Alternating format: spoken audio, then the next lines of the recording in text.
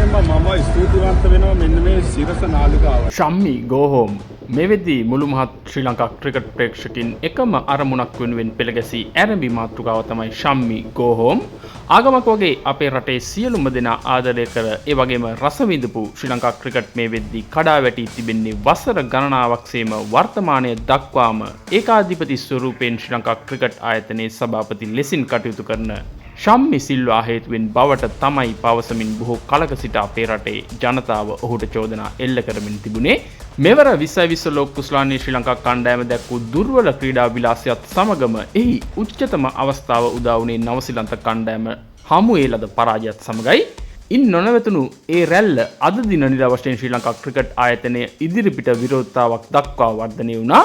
ප්‍රබල සමාජ මාධ්‍ය ක්‍රියාකාරීන් තරුණ තරුණියන් සේම සමාජ මාධ්‍ය තුල රට වෙනුවෙන් තම අදහස් දක්වන රාජාංගනයේ හාමුදුරුවෝ පවා අද එම විරෝධතාව වෙනුවෙන් එක්ුණා.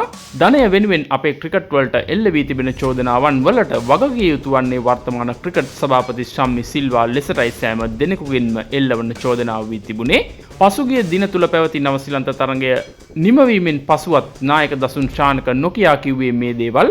කොහොමුණත් දසුන් වර්තමානය තුළ කොතරම් පීඩනයන් වලට ලක් වුණත් නිහතමානී හා දක්ෂතම නායකයා ඔහුයි.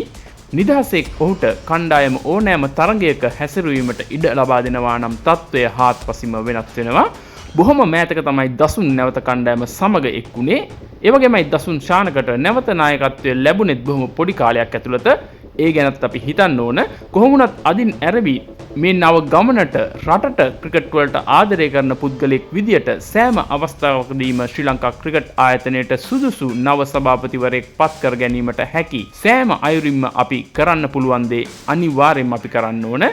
මේ වෙද්දී එම තනතුරට වඩාත්ම සුදුසු පුද්ගලයා විදියට බොහෝ දෙනෙකු බලාපොරොත්තු වන සුදුස්සා ලෙසට නම් කරන්නේ රොෂාන් මහනාම් මහතා. ගොඩක් දෙනෙක් ඔහු ගැන කතා කරනවා. ඉතින් මේ පොදු අවශ්‍යතම ගැටලුව විසඳෙනතුරු අපි අපේ සටන ඉදිරියට රැගෙන යමු. ක්‍රීඩාවට ආදරය කරන සැබෑ ප්‍රේක්ෂකයෙකු විදිහට අපි මේ මොහොතේ කළ යුතු වන්නේ යයි. ඔබේ අදහස මේ මොහොතේ රටට අත්‍යවශ්‍යයි.